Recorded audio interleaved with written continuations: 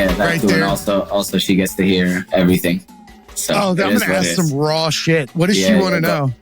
He said, what do you want to know? She's laughing. All right. Welcome to the Tragedy. Welcome to the Tragedy Academy, a show created to bridge societal divides in a judgment-free zone using candor and humor. My name is Jay, and we're about to find out all sorts of shit about Edison Jakupi. How you doing, Edison? Good. How are you, Jay? Thanks for having me. Doing well, my brother. Edison has quite a long list of things that he does, but more interestingly, the Questionable Behavior podcast is something that I've really loved. He's the host, and that's a show. If I'm correct, it's about all different career paths, all different walks of lives, and those that have shown motivation and thrived versus survived. You know, that kind of situation. Is that what I'm gathering? Yep, definitely. It's kind of caught a niche in music interviews specifically. That's what it's been topping 100 internationally. But yeah, in general, it's literally motivated individuals, people that I don't like to interview, people that I feel like are going to quit their path along the way. So far in the last 4 years that I've been interviewing people, I would say like 90% of them are still pursuing their careers and their passions. So I'm proud of doing that research. I want to put a pin right on that. Mm-hmm. Do you feel like once you've put the time and effort and decided that that's somebody that you're going to interview, mm-hmm. that you are putting your name alongside them as approving what they've done to date? Do you feel a certain amount of onus or responsibility to choose a certain level of guest for your audience members? I'm not saying take responsibility for like their bad habits or some shit. For sure. Because also like, I realized early on, even like in the music aspect, it's not about what I like, but it's about their work ethic. And as in this whole process of podcasting and creating, we're constantly going to grow. So I want people on my show that as I'm growing, they're growing too. And we can eventually come back together and know where we had started when I did an interview with a GoPro versus now we're doing a better full production type of thing. So it's great to see everybody's progression along with my own.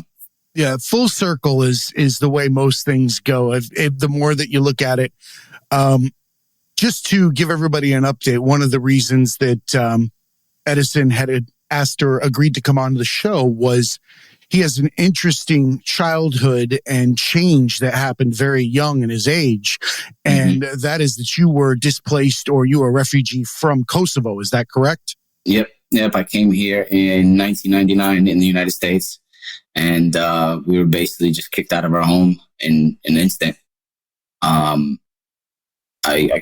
to be honest, when I was 9, I guess, the Serbian police at the time came to our door with guns and everything and pointing basically at me and telling my parents that they can't guarantee my life if we don't leave within the next 15 minutes. So in 15 minutes, you just gather where you can and you just leave everything. You know, that was a mass exodus from what I understand, because it had been going on for some time. We're talking about like Slobodan Milosevic, former Yugoslavia, all that kind of stuff. And that, I mean, NATO was all over that at that point. I know that they had been in and out, a lot of guys wearing that powder blue beret, probably walking around where you lived. That's a hard thing to comprehend at that age.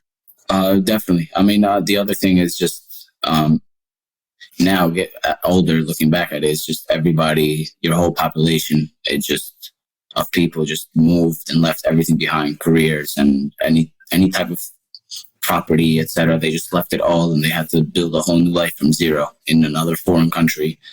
Luckily for me, as a child, my mom put me in English school, so I knew a little bit coming here. But, you know, from my parents, they came here and they both had to go to college again and started working as janitors initially. So it was like, you know, literally very humbling process. Starting life all over with nothing, you know. So the measuring stick for what is happiness and what is important is definitely a lot different for somebody that comes away from a situation like that and has to restart. Do you find that you've learned from that situation that values and, you know, moral compass, things of that nature are steered because of that? Definitely, especially my country in general, Kosovo is more of a morally it's more moral law than it is like police law. People don't do certain things because it's not the right thing to do versus the police are going to catch you. So coming here with that mindset and also just kind of being in like certain bad neighborhoods and growing up there and then moving from place to place. I've moved a lot even here from between like third grade and high school. I must have went to like 6 different schools. So every time it was kind of like starting all over, making new friends again. And, initially even just coming here, being made fun of, I didn't even know how to like make fun of people back. It's like, my mother, what? Yeah, right.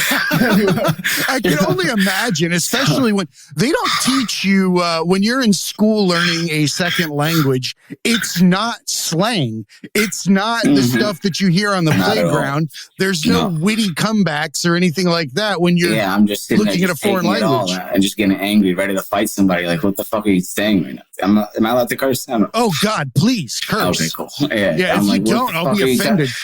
I'm like, what the fuck are you telling me right now? I'm fighting. That's it. That's all I used to do. 4th grade, 5th grade. It's like, all right, you make fun of me, I'm fighting. That's my comeback. I can't make fun of you back. I try, and then I would try, and then nobody would laugh, and I'd be like, all right, that's it.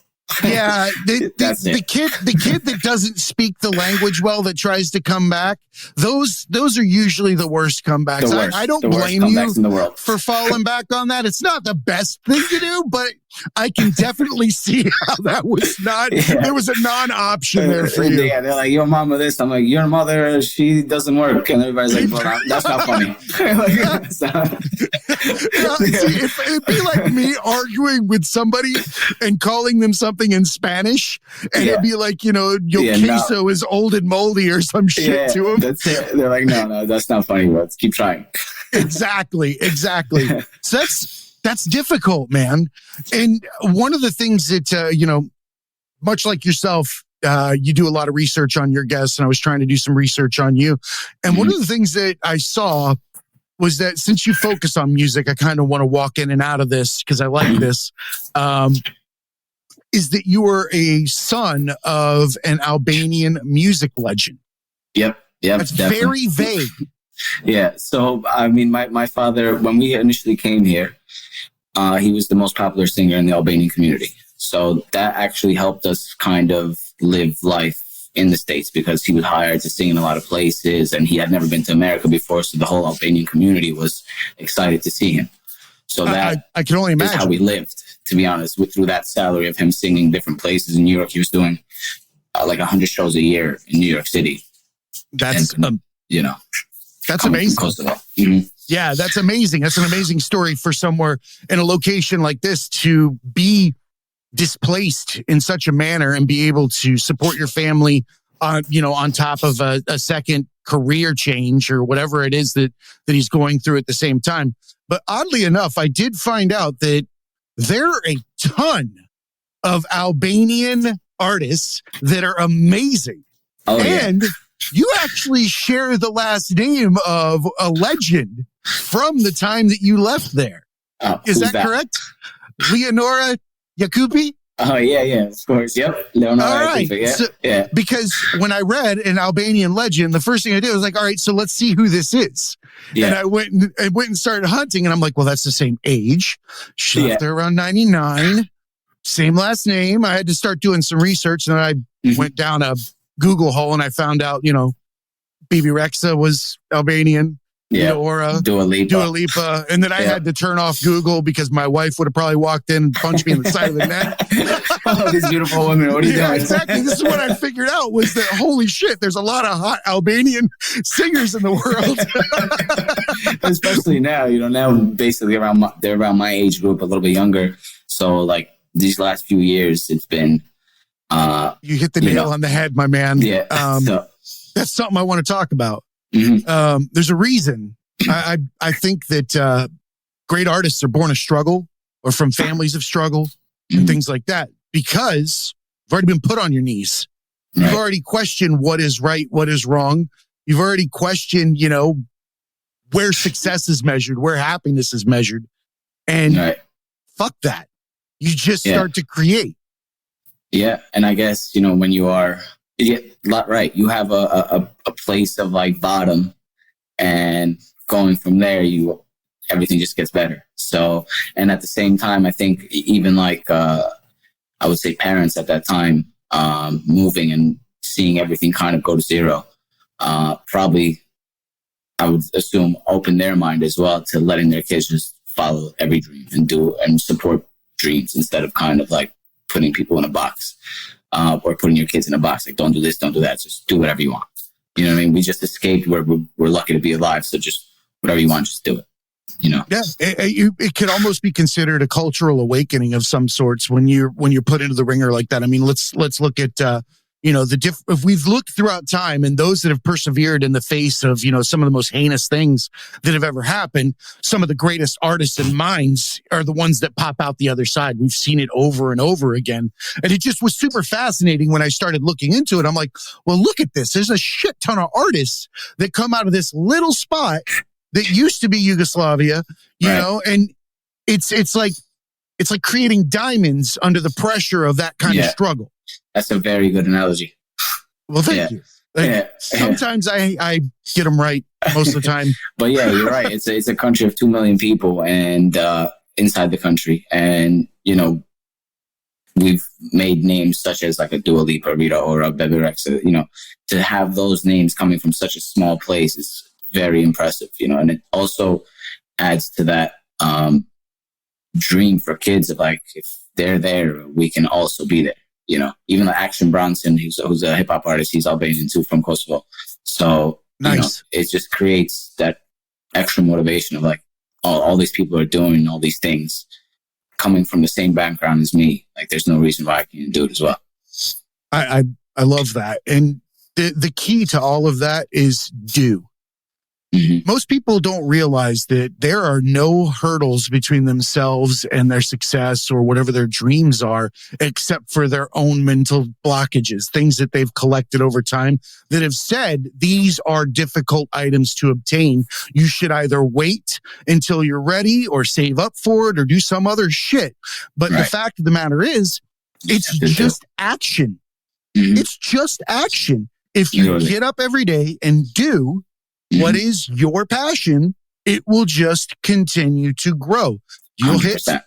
You won't really even hit obstacles ever again because they won't be obstacles to you. Yeah. You'll see them for what they are. Learning experience every time. So it's like, even just in my process of podcasting, which, there's definitely been walls that I hit that I was even afraid to kind of like be a little bit too much out there because, you don't want really people to, I think I told you guys beforehand, like I didn't even want to talk about this war experience. I've never talked in public about it before. So this is also a process for me of just kind of breaking that wall and just being more comfortable just to be me. And I think that's key. You should just be yourself and give yourself a ton of credit, because I'm going to tell you, it's when we all break down who we are at this point in time, once you become an adult and you look back and we have all these little itty bitty things that we do, little nuances, little feelings that we get when somebody says this type of thing or a sound or a smell or whatever it is. The majority of those are rooted in that first few years of your life, in that first 10. That's where it all comes from, man. Yeah. And we won't realize later in life when we're 20, 25, 30, that this is why we get a side pain when this happens. This is why, I get angry when somebody, treats another person this way. Right. There's little itty bitty things, triggers, right? Mm-hmm. Everybody hates that word, but it's a pretty spot on analysis. Yeah. And which is funny, the people that get mad at it are triggered by the word triggered. But, exactly. If you can't see the irony in that, then but you're forming who you are at that point. And I feel like, struggle, like we said, creates those diamonds or those creative people. And someone like yourself, who's definitely got a girl that's more than just a friend in the room, right? No. We're going to skip that question. No, you like that? I just put that right in there. Yeah, you're good. You're good. No, so Born of struggle, those diamonds, that type of thing. And I feel like it's a circle. In order for someone to be able to affect change, they have to have been through experiences. That's why we always find like the leaders that we get in the world aren't able to affect change because they're unable to empathize. They don't actually understand where the root cause is of a situation. Same thing to the human mind. Yeah. If you don't do that root cause analysis, you can't affect change on yourself or thrive or utilize those years to go right back to where you started, which it seems like what I see in the Questionable Behavior podcast is somebody that has found a congruency in struggle and creation and said, hey, look, how can I give back to somebody that's doing the same thing and give them a voice? Because from what I see in the guests that you do highlight on your show, the majority of them come from struggle. They aren't just, silver spoon, I got a producer, here I am, yada, yada, yada, give me some vocal, some auto tuning and we're there. You're right. Exactly. A lot of them do come from struggle. And the other thing is, the way I try to string my interviews is not just kind of like in the moment, oh, you're great, you're doing this. It's kind of like I'm like to think of myself as a storyteller. I like to tell their story because then that will always last. Because that moment and that story at that moment for them is going to be there forever. There's been a couple of artists that reached back out to me and were like, very thankful for the interview because they're like, I've used that as a personal like resume because you were able to tell my story and get me to tell certain things that I don't really talk about. So, in that sense, yeah, for sure. I definitely want people to understand. I want people to understand, like, it's not, you're seeing this current success, but that's not easy. That this person had to do a lot to get here. It didn't just magically happen for anybody. And, I want people to understand that you need to put in work. You need to be consistent. And that's when success comes to you. It's not just something that, with the Instagrams and everything these days, that's all we see is success. Oh, success. But you don't see the process. So people just, people see shit. Yeah. So people just assume. Yeah. So people assume I'll put one song out, for example, a musician, and it's going to be a hit. That's not how it works, unfortunately. It's just, that's nobody has to listen to you. You're like, exactly. All right, we're ready. And the downloads, you're like, click. Like, that was my mom because that one's over here because you can see the location. Yeah, you see the location. You're like, I remember even in the beginning, I'm like, all right, we put it out. And then I'm like, where's the listeners? I definitely have more friends than this. Like, for sure. What's going on? There was a few, you know what? It taught me a little bit of humility. It taught me a little bit of tolerance and a little bit of understanding that I'm not the fucking center of anybody else's world. Right? And those are hard lessons to learn. Because when you talk to somebody frequently and they're like, bro, I've listened to every single one of these. And you're like, I only have 2 listeners or 5 listeners. Yeah. You're not one, asshole. Because I can see it. The numbers are only in double digits. But with that being said, congratulations to you guys because you guys are in the top 2% of all podcasts worldwide. So, Oh, shit. I didn't even know that. Yeah, you should check it out and listen notes. I'll send you a link. So, congrats on that. Yeah. Congrats on that. Check that out, man. I appreciate that. See, I do my research too. There you go. Too. Well, then... So you're a smart guy. You're doing so. 2 different. Your mom thinks so? Is that what you said? Yeah. Is that your mom? No. Oh. Imagine. I'm like, this just got real awkward. So about those things you didn't want to discuss earlier. Too funny. That would have been a twist. That would have been a nice twist. Yeah, what if I'd have been like, so this just turned into like some weird hillbilly true crime. No. That's too funny, man. But see, humor. Tell me, right? I think everybody's struggle, while not the same, has congruent impact. One person can have PTSD from one thing and another person can have PTSD from another. And while the scale that we try to apply to it looks completely out of, whack, That's not the case. It's the person, it's the experiences before it and things like that. I feel like you're able to recognize that somebody struggled or their pain. And I like that you said that they come back to you, because this means a lot to me. And I'll share this about my show. Each and every guest that comes on here, I try to ensure that I give the best representation of who they are, what they're capable of, and who they are striving to be, and how they've set that example. And I agree with you. It's an art. To interpret the human experience is an art. And that's what you're doing, my friend. You're interpreting the human experience and giving credit where credit's due. I appreciate that. Appreciate it. But yeah.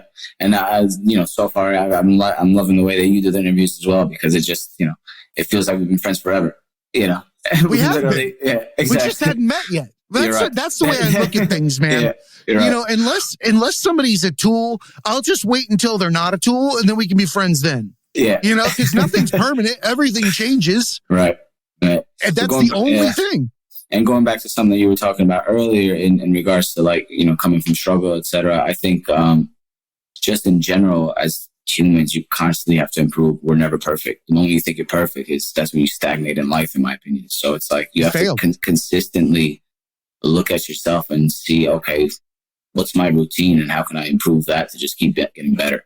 Even like in regards to creating, in regards to your podcast, I'm sure you've listened to yourself early on and you're like, I can't fucking, like what the fuck am I saying? Fucking hate my voice. I hate how I acted. Dude, it's cognitive behavioral therapy. Okay. I'm like, bro, what is wrong with you? Like, stop, and then, you constantly, you critique yourself to become better, not to bring yourself down, but to be like, all right, this is what was wrong. This is how I can do it better. And you just keep doing that with everything in life. That's an inner voice, though, and that takes a lot of work to hit that juncture. Because I can tell you, it was like cognitive behavioral therapy when I fucking started listening to myself, interacting with people, and how I immediately knew how fucking needy I was. I was like, holy shit, I got to get into conversations, And I thought it was that at first. You know what I figured out? Just because of going through that, it made me understand ADHD better. Really? ADHD it has one of these known issues, is that you will cut people off during a conversation. And it's not because you're trying to be rude. It's not because you are, just a narcissist or something along that lines. It's actually because ideas move so fast through your head, and you grab one, you get the opportunity. And here's the thing. It actually comes from a place of love. When somebody with ADHD usually tries to latch onto something and blurt it out in a conversation, what they're trying to do is bond. They recognized an immediate thing that you said triggered something that they said, you know what? I do that all the time. We have this in common. We have this in common. Yeah. It's weird, but it made me understand that. But at first, when I first started listening to myself, all I did was just rail on my ass. I was like, dude, you're a fucking idiot. You sound like a tart. You're everything that everybody ever said you were that was a bully growing up. That's what I told myself when I first got those headphones on. Yeah. So it's interesting you say that. I constantly do that. So I've been trying to focus on not when someone's talking, I'm just like, hold it back, wait for them to finish. But then I catch myself forgetting what I was just thinking. Yep, that's exactly what it is. I'll come back later, though. I'm like, damn, I was just what you were talking about earlier. And then once you kept talking, I forgot. I'll do that sometimes in an interview, which really pisses me off. I'll be like, oh, yeah, that's a great point. I'm looking at him. And then the moment he finished talking, I'm like, fuck, I just lost what I was going to say. I had the most brilliant lined up conversation starter. I try to write it down real quick while they're talking. So I know all right, go back to this. But I'll sit there what did I just think about? I constantly, and that's like an improvement I'm trying to make, but I constantly, when someone's talking and something clicks, I just blurt it out what I wanted to say. And I don't mean that in a disrespectful way. It's just like you said, it's just a connection that I'm seeing right now. And I'm like, oh, I got to say it before I forget. It's an impulsive connection attempt. Yeah. And that's the only way I can describe it. That's how I, started to interpret it. Because I'm like, I'm not an asshole. I'm not trying to take away somebody's, conversation. I'm not trying to cut them off, because I'll even go right back to what it was that they were even saying in that moment, because I want to hear more. Mm-hmm. Generally it's a layer of some sort, but I get it. When you're editing podcasts, though, you can hear yourself doing, I call them false starts. Yeah. Like I'm going back to the track and it's like, it's like, oh shit, I'm practicing what I'm gonna say. Like, well, at least we're having a conversation, not interrupting each other the whole way through. So that's impressive. Shit when you take them out. Yeah. It's like, I was talking perfect after the edits. I remember one time I had, this was like season 1, I had my editor cut out like 24 in like one episode of like 40 minutes, like 24. I'm like, take this out, take this out.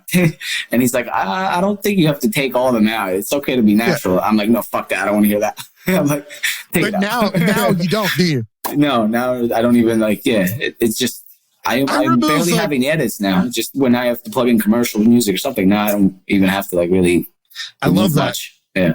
I love that. Yeah. You have something at your disposal that is either your mind, or I think you have a partner in QB Media, correct? Your brother? Yeah, my little brother. Yep.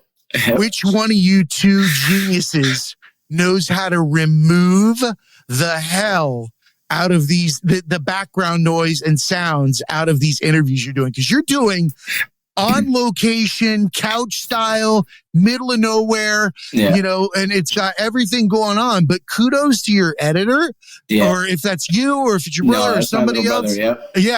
That Joker has an ear. Mm-hmm. You can tell. He's 14. He's 14. Stop it. He's 14 years old. Like 2 years ago, I brought him to my editor at the time to just learn editing. And initially, he just learned audio editing from him. And then I would have him do the audio edits and send it to the editor, and he would double check his work, because the editor was started doing some other projects and he was doing rough cuts and stuff. So me and the editor were going our separate ways, because he was getting too busy with some other stuff. So he didn't particularly want to be in the podcast game too much, but he didn't want to leave me hanging. So he was teaching my brother, and then my brother would edit the episode, send it to him, and then after a little while that he didn't have to give any comments. So after like a couple months, he didn't have to give any comments. And my little brother took that over as a 12-year-old at the time, the audio part. And initially he really hated it, because it's kind of boring. You're sitting there just doing audio editing. But I would push him, like, you said you get this done by Wednesday. It's Wednesday. Where is it? And he's like, you put the pressure on him. You gave him the squeeze. He's like, relax. I'm like, no, relax. You said Wednesday. Keeping him accountable. Now he took over video editing, audio editing. He sits behind the camera and does all that. He's a gifted young man. I saw your YouTube channel as well. He's got great transition skills. He's got a great understanding for environments, which is super cool. The way that he layers everything together. So give him my for sure. Definitely. We've got some other work with QB Media that he's basically spearheading. So it's we're editing for a yoga app that's coming out in about a month. Basically, we're doing all the production in regards to the videos and the audio for the app. And is there any opportunity within that for you to, because you seem like the person that likes to do his research, wants to know what he's endorsing and things along that nature. Did you try any meditation, yoga, or anything like that when you were looking into this? Into the yoga app.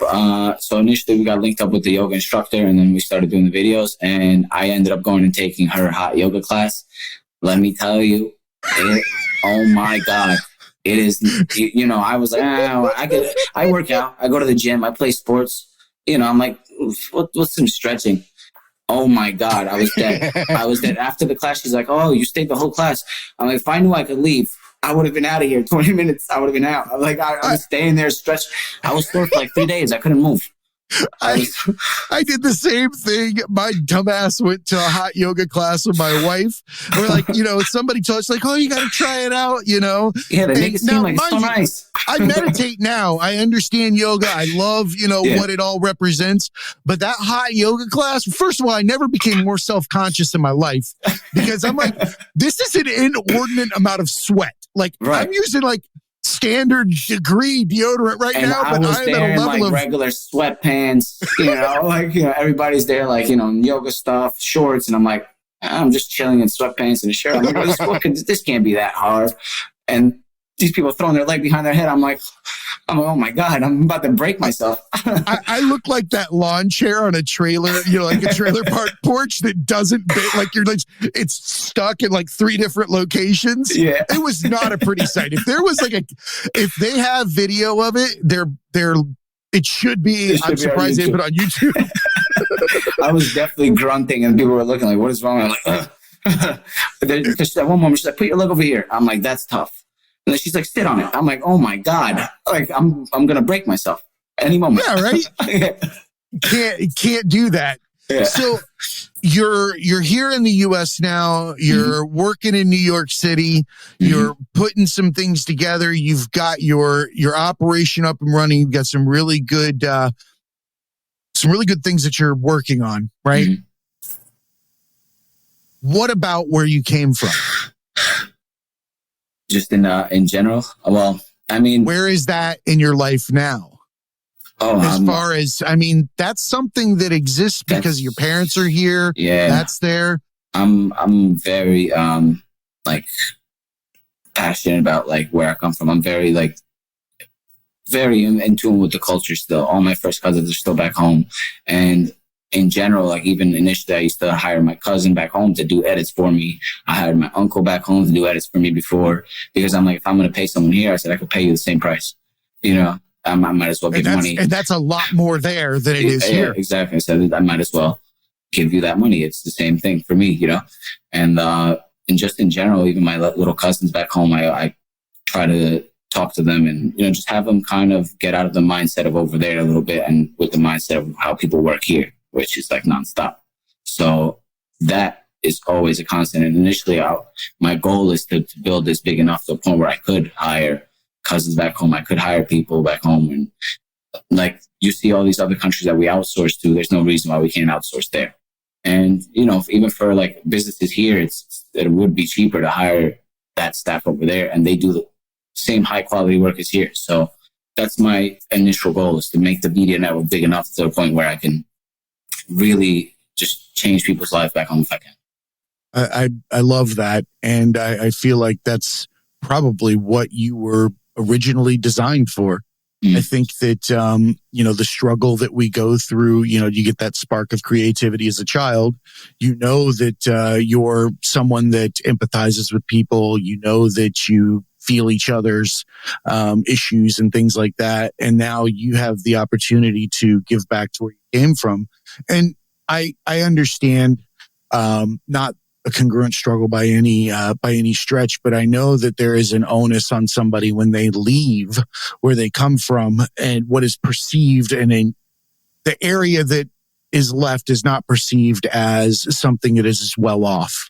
So there's an example that has to be set when you walk away from an area that is, not as fiscally congruent. Right. I don't know what the words I want to use here for it without saying like, impoverished or something like that. Cause it's not. I mean, but in comparison, but like even the wage gaps is ridiculous. There's like no middle class, your average salary for just a regular family is, you can't live off of one salary. They're making like 300 euros a month on average. It's nothing.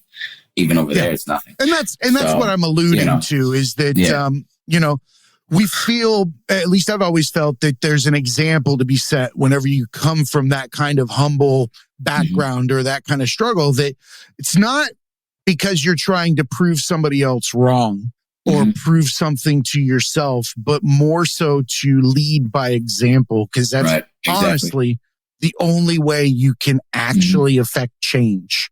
Exactly. And the other thing is, like, even back home, they don't particularly have like a European passport. So it's not easy to travel out and leave the country. So even your biggest talents, they're stuck because they need extra visas, etc., to just leave. They can't leave. So bringing an opportunity over there is a big deal, because now you're bringing their voices to other eyes and stuff over here. So it's funny how these things come together, because I get what you're saying. Kosovo is an unrecognized nation by several countries, right. Which that was the research and, just looking through some different things. And I saw that I recently had a guest on, Andrew Nethery. He's a director, and he shot a documentary called Bury Us, a punk rock uprising. And it is on the Basque community in Spain. Oh, okay. In Spain. Right? Yeah. That are being, that for whatever reason, culturally oppressed, and they're being ethnically cleansed just based on location alone and the fact that, they're not recognizing them. And that's when I was like, well, Spain doesn't recognize Kosovo. Because they can't. And Spain doesn't recognize Kosovo because if they do, then they're going to give Basque the opportunity to stand up and fight for themselves. They're recognizing independence of other people in the Basque, and even in the Catalonia area there, which is like the Barcelona, whatever. They would be like, how are you proving this country, but not people in your own area? So they would open up a can of worms if they did that, I guess. So it's I have a theory behind this. I always think that people oppress what they're jealous of. And I feel like once you've diluted your culture to a certain point, you have no identity anymore. Right. And once you have no identity, you feel alone, you feel lost, and you need other people to feel alone and lost too within their own cultural identity. And then you start to oppress those that have a strong familial bond, happiness, love. We always try to stop those that are, the most happy. For whatever reason, we oppress, we look down on, we see it all the time, man. Yeah. White people do it all the time. I'll throw it out there. When you see when I have a group of black friends that are just wilding out laughing at something fucking funny as hell, which makes me cry laugh, you'll still see the white guy, that one off to the side, who's judging the amount of their excitement or happiness. Yeah. Throwing that, distant shade, like they're laughing again. Or that's what and it happens. Like I said, people project their own misery. That's what it is. Because they're jealous that they don't have a bond with someone, a friend, a family so tight that you can laugh until your stomach hurts. Yeah. Dude, we do this when we look at it. You see it all throughout history. Everybody covets somebody else's fucking talent, somebody else's, it's always, especially in the creative world, I'm sure, like in the beginning when you started, people were like, what are you doing? Like I said, even in the beginning, some of my better friends weren't listening. Some of my best friends now just came around and listened to the first episode this year. So, and initially that affected me. Initially, I'm like, how could you not support? But then came to the realization of like, nobody owes me shit. So there's a million podcasts out there, At the same time, when I'm listening to music, I'm not always listening to my friends' music. I'm listening to Drake, Kanye West, whatever the case is, So it's like, at that same aspect, they can listen to Joe Rogan. It is what it is. But the fact that they're coming back around now gives me a little bit of acknowledgement, like I must be doing the right thing because I caught your attention without telling you, So that... Here's what it was. I'm not going to listen to shit that you don't believe you're capable of doing yet. People do not. There's a reason why people don't get hired at interviews. It's because they don't believe what they're telling the person that's interviewing them. In the infancy of being a podcaster, interviewer, or trying to get along in this business, you don't believe in yourself because you look like, we look like a pig staring at a wristwatch when you open up all the fucking different things that are out there that you have to get done as a podcaster. Right?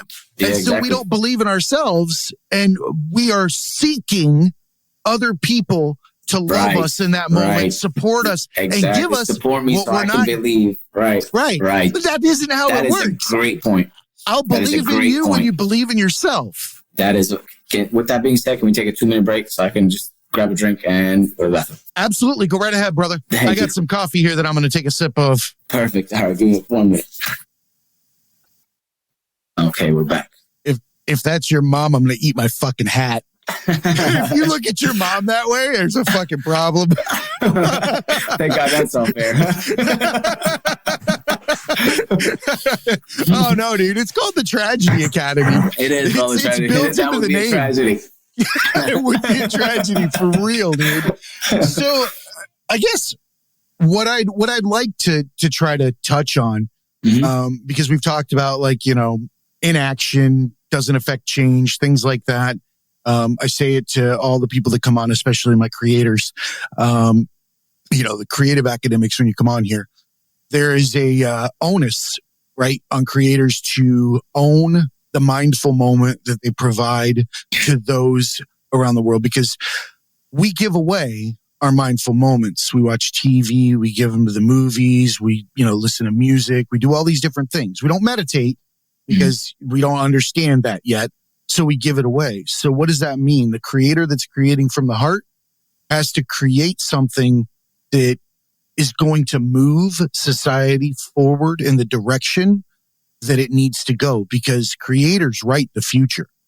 We need to remember that creators write the future. We've done everything that we've put pen to paper, video, music, whatever weird ass contraption we're flying across. We're doing everything. So we write our future. We got to make sure we write it correctly, and we write it for those that can, so people can thrive, not survive. Right. Right.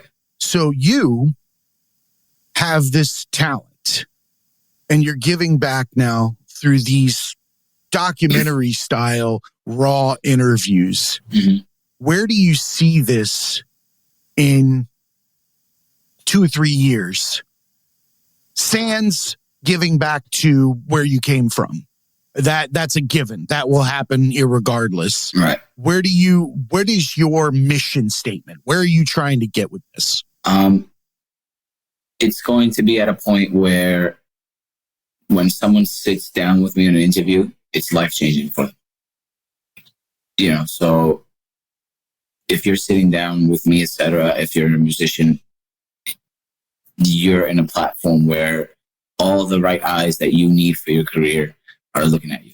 And that one moment of just sitting down with me in an interview is going to excel you to another level, your career-wise, just because that's where my platform is. I always tell people also that, I'm glad for everybody that listens, obviously, but to me, it's not important for me to be famous or everybody to know me personally.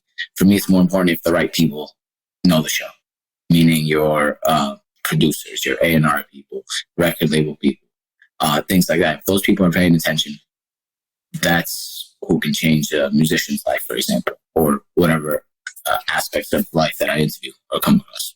So that's the point that it's going to get to. I love that. It should never be about ourselves. And the only time it should be about ourselves is when we're working on ourselves. And once we work on ourselves, we're able to give back the way that you are. Seems like you've probably had to walk through a lot of things that people don't realize. You're a good looking dude. Thank you're you. A model. You're an actor. You're a host of a top 2% podcast. You're on the map, right? But people don't realize that it's not about what you look like. It's not about what the perception is, because let's face it, people that feel like they don't have what you have will throw shade and not even realize that you didn't come from some amazing background that, that provided all this on a plate for you. Right. Exactly. And on top of that, it's just just by the way I look, sometimes it's I get people just perceive me as like, oh, just a pretty face, Nah, there's no brain there. And I play dumb. I like to play dumb. I like to just observe the room, play dumb, and just make stupid jokes that like everybody's like, look, play along with, write those lines. Because I don't particularly believe that I should be giving my true self to anybody that doesn't deserve it either. On my platform, sure, I have to show people that I do the research. Every time I sit with artists, they get surprised. There's moments where like, how did you know this? How did you know that? But at the same time, that surprise also comes from the fact that they don't expect that I would go that deep. They're expecting a traditionally dumb interview. There's people. Oh my God, dude, I can't handle those interviews. There's people so that have artists that I've interviewed, and they're asking them, "What's your latest album?" That's 2 clicks on Spotify. You can find out what the guy's latest album is. What's your latest album? Like, what kind of question is that? That doesn't even, So what do you get at Starbucks? Yeah. Like, if the guy is doing 15 interviews, the least you can do is listen to one and understand like a little bit of a background on that person. You know, I love this outlook that you have and the way that you treat your guests, because I agree with you, and more so now than I would have 2 years ago or 2.5 years ago when I started this endeavor. And that is that when I look at things now around my home or my life, and I look at them and they are no longer items of my possession. They are creations of someone else. And I try to remain grateful for the fact that somebody put the time and effort into something that I get to enjoy in my life. Now, when a creator puts themselves on a ledge and they take that step, right? Especially musicians, especially, artists, that have let's face it, no actual tangible item that they're putting out there, but their love of what they're doing. Right? Yeah. And you have to support that. You have to make sure that you give it the right voice. And I love that you're giving them that platform to work from. I try to do the same with our show, because I do feel the onus is on me to give them the best representation that I can, because these are sensitive subjects. These are things that, people can't see your face when they listen to a podcast. Yeah. Yes, they'll get a chance to see clips or they'll go to YouTube and things like that. Yeah. But they won't engage the same way that we're engaging right now. So they're not going to see that every time when we talk about Kosovo, that your face is no longer the same. You're not as happy. There is a moment where that's there. Yeah. And if I were going to impart anything on you out of all of this, that would be to take that time to give back to yourself and understand it is okay to feel every single thing that you feel. 100% okay. Yeah. That's just fact. And on top of that, you have to remember that, and this is going to sound super bizarre, but the feelings that we feel are actually a choice. For sure. We don't realize that we're actively choosing them as our reality. Because the fact of the matter is, and I'm not going to ever try to minimize somebody's experience or whatever that might be, but I'll point out one fact. It will never happen again. Yeah. It can't. It's a past. And I've been reading a little bit into like what you're talking about now and just more recently. And it's the way, since then, the way I just look at the brain in general is like the way you look at your hands. You move your hand up, you move your hand down because you choose to. And at the same time, when you're thinking something negative, you control that. You can just stop and start thinking positive. It's not easy. It sounds so easy, but it's not easy. But once you do it, once you keep doing it, once you keep catching yourself in a negative state of mind and you change that, I've started realizing myself that I catch it sooner and sooner. Before I'd be there, mesmerizing for 5 minutes, thinking just negative. Then caught that, no, think positive. Now it's like 30 seconds, I'm thinking negative, no, switch to positive. But at the same time, just going back to like my, from, my upbringing from Kosovo, etc. Like sometimes some songs will come on from that era from 1999, 1998. And I get this feeling like just in my stomach and it's just pure right between sadness. The ribs. It's just, and it's just pure sadness. Like I'm almost want to like shiver and cry. So like certain songs just trigger me for whatever reason. And I have to like sometimes just change the songs. I can't handle it at times. So, and like, there was a moment when I really experienced that sadness straight direct. And that was when I was like experimenting with some psychedelics, specifically ayahuasca. Oh, you did? Yeah. So when I did ayahuasca, that sadness was just right in front of my face in a sense. Not like hallucinating the scene, but it just, your subconscious kind of comes to the front. And that an ego separation. Exactly. But that experience was, first of all, I definitely was a great learning experience, but at the same time, just facing all that and being that sad in that moment was actually fantastic for me. I came from that experience. I feel like I just was acting a little bit different because now I just felt like I understood myself a little bit more, So through the veil. Definitely. Even like certain things, like I was telling you earlier, I used to be very hard on my brother, but there's a positive way of being like hard on someone and there's a negative way. And I was definitely in a negative way pushing him. Obviously, I want the best for him. I want him to be 10 times the person I am. But the way I was talking to him was a limiting way. There's a way to like talk to even like your kids, to your younger siblings, whatever the case, that makes them understand that makes them work and become better versus like setting limits on them. Just you could be saying the same thing, but set a limit, like telling someone, don't do that because it's bad like this. And at that moment, they just stop doing that altogether. They don't even think for themselves at that moment. They just stop doing that. You just set a limit. They're never achieving over this now because you just said, that's stupid. You gave them parameters to work within without even realizing it. Exactly.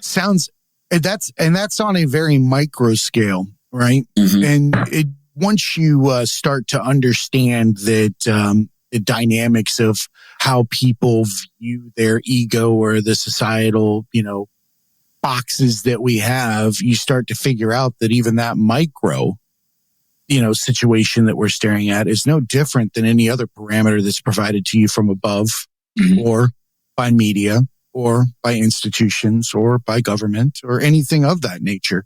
Those parameters are provided to you. And much like your brother, you realized, and now he's going to have a chance to grow outside of the box. Mm-hmm. He's going to have a chance to excel in the areas that he wants to excel in, because a lot of times when we put those strong pushes on the people we love to do things that are probably not even in their best interest, let's be real, because there's only one thing that we're supposed to be doing, and that is whatever is authentic to you from day one. Mm-hmm. Everything after that is just something that somebody else told you to be. Right. Or a label or something like that. So when you remove that, I mean, let's face it. Yeah, you see those plants. Like, here's something. Saw this weird ass video the other day. Right, this guy was growing pumpkins. Mm-hmm. Right, and he found these like Frankenstein molds. Right, they're probably like the size of a football, and mm-hmm. they would have like rivets, and he would put them around the pumpkin. Right, and the pumpkin would grow, but it would grow into the face of Frankenstein and stop. It wouldn't grow anywhere beyond that. Yeah. The watermelon had the capability, or should have been, a whole watermelon, should have been round, should have been whatever. But because it was given that structure to work within, it never achieved anything beyond that. Right. I don't know why that just popped into my head, but that's a great analogy. Yeah, definitely. We grow to what we believe the standard is, but in all actuality, there's no fucking rules. Yeah. There are no rules. Yeah, and that's the other thing about like what I always tell even my brother. It's like it's important to understand value. When you understand value, if let's say salary wise, if you think $30,000 a year is an achievement because of that's where you grew, that's all you're going to achieve or less, because that's what you believe is the greatest value. So if you understand like, okay, I want this, but this takes this, like just salary-wise, and then you start understanding, like, okay, this is not enough. I need more and more. You start reaching for a lot more.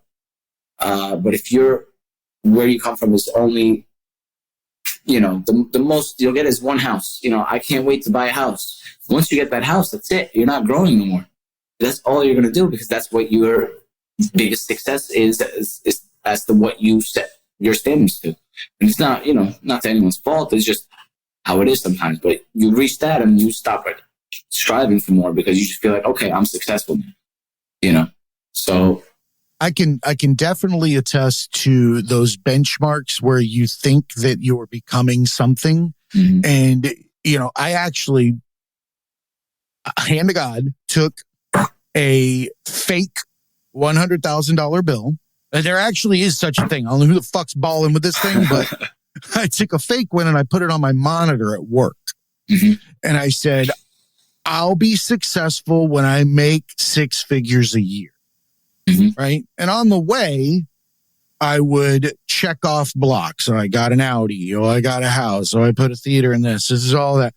And mind you, the only reason why I kept hopping to each one of these things is because I wasn't fucking happy after each one of these things. Right. Right. Over and over and over again. Because like you said, I was living within this box of what I had been given as the American dream. Right. This is what you have to have. And To then be considered successful. Not considered successful, right? Mm. To be happy. Both Okay. do apply. You are correct. Mm-hmm. Right? But to be happy, you have to have checked all these blocks, right? Yeah. But you ask anybody at the top of those blocks, right? Unless they were going for something that was in their heart and that they were supposed to do from a place of passion, they're not happy. Right. Exactly. They're not happy. Look at our greatest artists. Mm-hmm. Right? We know. Our artists tell us. Our artists tell us every single time. The greatest die young, the greatest struggle, the greatest fall apart at the seams, and the greatest look like shit half the time. Right? Yeah. Because they came from struggle, they've got art, and then they were given all these things, and they didn't get the chance. Made them happy.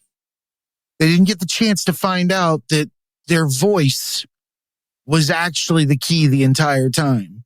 If they had just accepted who they really were, they wouldn't have had to struggle anymore. Eventually, they were doing all those things to achieve these materialistic things, but the only thing that really initially made them happy was that art. It's a great point. Great point. Art is born of the heart, man. It really is. It's not born of the mind. It's born of the heart. The mind is a tool to stop you from getting hurt. Yeah. Again, the mind is a tool to stop you from getting hurt. So what does that mean? It's going to throw up blocks. It's going to throw up blocks like a motherfucker everywhere you go. But those blocks aren't a forearm. They aren't a stiff hand to somebody walking down, the street in New York, or a stiff arm. It's going to be shyness. It's going to be a stutter. Yeah. It's going to be a liar. It's going to be, if I act this way, people don't judge me that way. It's going to be, you know what? My friends used to pick on me for my tooth. So if I never smile this way in a picture for the rest of my life, nobody can make fun of me for it. Right? Exactly. It's weird shit like that. Man, and none of it is real. Yeah, it's all in. And literally the conversations I have with my little siblings is nobody can make you feel less than you think about yourself. Nobody can make you feel less of yourself than you think about yourself. So me, I come from a place of a lot of self-esteem issues. I used to be a bigger guy, now I'm like 170. I used to be like 220, 230. So I always used to like stretch my shirts out, trying to like hide every fucking love handle, like every little roll, trying to hide it with the shirt. You've been through both. And then plus I used to let like people's words affect me a lot. Like, oh, what are you doing? And I stopped doing that because I just feel a certain way. And it took me, I'm 30 now. It took me 28, 29 years to be on that mode of like, you can't affect me in any way unless I feel that way about myself. The only people's opinions that I would actually take to heart is people that are truly close to me and I love them. And it's not even that it's something that would bring me down. It's just I would look into the empathetic in their eyes of like, okay, they truly want the best for me. So if they're saying this, where is that coming from? And try to understand it in that sense, not in the sense of like bringing myself down. It's just like, okay, they truly want the best for me. So if they're telling me this, let me actually look into that thought and see if I can make myself better from there. I think that's an admirable way to approach, how you take a moral inventory of yourself. Mm-hmm. You are correct. There's a couple of things I want to hit on from that because it's super interesting. You had talked about how people view you, right? Mm-hmm. And us succumbing to the views of others or the perceived views that we believe others have of us. Right. because unless you're fucking Nostradamus, you ain't getting shit right. Mm-hmm. You don't know what anybody thinks of you. And this is why. Not even this is why. This is one of the things that really made me understand or kind of give me a different viewpoint on what other people think of me. And that is, or what other people can think of you or whatever that is. We are all comprised, right? There's what you view of yourself. And then everybody that's looking back at you, you actually have an infinite number of personalities and views of you. Mm-hmm. And they're all different. Yeah. No one person looks at you the same as another. Mm-hmm. Mother, janitor, father, girlfriend. So true. And they all know you different, which is why you can only be who you are now. Right. That is why at your core, you can change the perception at any given time of those around you. But there's a key. There's a key. Got to believe it yourself. If you don't believe it, aren't going to believe it. Fuck no. Mm-hmm. Nothing worse than an unsure salesman. Yeah. Who wants to deal with that dude? Right. That's a great point. And the fact is, you're trying to sell something.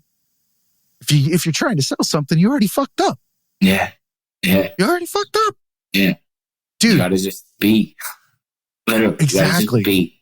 You can't. It's like such a difficult concept, especially over time. Everybody's always thinking about, but at the core of it all, just do what you want. And the rest will come. Exactly. Just do what you want. You don't want to go over here. The fear of missing out. That's what a lot of people, the fear of missing out. That's a great point. So it's like, I got to be here. And I've had that for years. It's like, to a point where it's like, I don't have to fucking be anywhere. Clothes, I'm gonna be home, food, by myself. Alcohol, apartment, whatever I could substitute that pain with, I went after it. You know what I figured out in the process? I can do anything. I can fucking kick ass in every fucking career you stick me in and not be happy every fucking time. So I learned I'm capable of anything. Why don't I just start being capable of what I fucking am born to do? 100%. 100%. That takes a long time to figure that out. But you know what? You and I can't sit here and have conversations with people and interpret the life experience, as so eloquently as you do, because I've watched some of your interviews. You're very in tune with the people that you speak to, and I commend you for that. Thank you so much. There's fake and then there's real, and you're the real deal, my friend. Thank you so much. I see it when you're talking to these people. Especially coming from someone like you who's running a great podcast on your own, at a top I appreciate podcast, that. And just your conversations with people in general, it's just, it's all mind opening. So, coming from someone from your background, it means a lot. It means a lot. I appreciate that, man. I really do. And I know you're going to be super successful. I'm damn sure that we're going to stay in touch because there's a lot 100%. Of stuff that I think that we can work on together. I'm excited. Definitely. We'll stay in touch. I think I have your number now too. So we have to set up a separate meeting altogether. Done. Let's do it. So I want to give you a chance to get your plugs in, make sure that everybody knows where to find you, what you have that's out right now. So basically, you can Google us at Questionable Behavior Podcast. On Instagram, we're at _QBPC. Everything is on YouTube, on all your favorite podcast platforms. And at the same time, if you are an artist or have an interesting story in that regard, feel free to send us an email. I'm always vetting people. Like I mentioned before, though, it's I get certain emails from artists that put out one song and then want to be interviewed. It's not, I don't say no because of any type of thing. It's just, I want you to keep going, keep following your journey, and then we'll link back up and do an interview. Leave that open door. Exactly. I like that. I do that as well. Yeah. Sometimes we get to junctures where I'm talking to people that are in the struggle. that are, and we're all in the struggle, but right. there's certain junctures when you step up on the platform and have a conversation with people. And then there's other times where you continue and, you know, I like to check in. I'll send them messages. Hey, how's things going? How's everything going? Right. Yep. Yeah. I do that with artists all the time. I've been down all those holes that artists are a lot of tortured souls. And it's a lot of people that have a lot of effing baggage. And that's why they're predisposed to a lot of the habits and things that, you know, are very detrimental to, you know, being an artist or being a functional societal human being.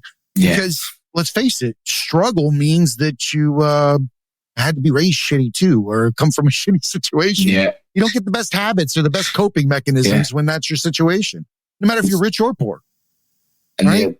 Exactly. And the other thing is just any struggle, any type of roadblock that comes your way, it's a learning experience. You know, don't be discouraged. Everybody's always has. The other thing that I've realized, whatever struggle you might be going through at the moment, someone's already done it. Someone's already went through it or went through worse. History is long. So, you know, someone at some point, at some time has went through almost the same struggle you're going through mentally. So, you know, don't get discouraged. Use that as a learning experience and just boost yourself higher from there. I'm smiling cockeyed because I had a similar discussion that was so not the same, but congruent. And that was that we were talking about how everything has happened in porn. We just haven't seen it. There's somewhere somebody is doing that. And if you say it, there's a video where that's happening. You just haven't found it yet. I don't even know if I should get specific about this, about a certain type of porn that I've been told about. And funny enough, it was by one of my little brother's friends. I was driving them to like an amusement park. Whoa, not on this show. I was driving of your little brother's friend. No. So I'm driving them to an amusement park and I'm joking with them, whatever. And he's like, have you ever heard of nugget porn? I'm like, what? Have you ever heard of nugget porn? I don't need to know. I've got it. We'll do this off air. It is the worst thing I've ever heard in my life. I was like, there's no fucking way this is real. I have the worst human beings as friends. So I'm like, there's no fucking way that this is real. This is a 15-year-old kid telling me. I'm like, what are you watching? Stop watching. I'm telling your mom. You're grounded. Don't say that again. Don't ever mention this again in public. And then you give him a high five. Be like, that was a good one. That was a good one. Don't tell your mom. Send me the link. Thanks so much, Edison. Thank you so much. I really appreciate you, and I look forward to working together in the future. Definitely. Remember, everybody. Yeah. Remember, everybody, be cool and keep learning. Just 1 second. Yeah.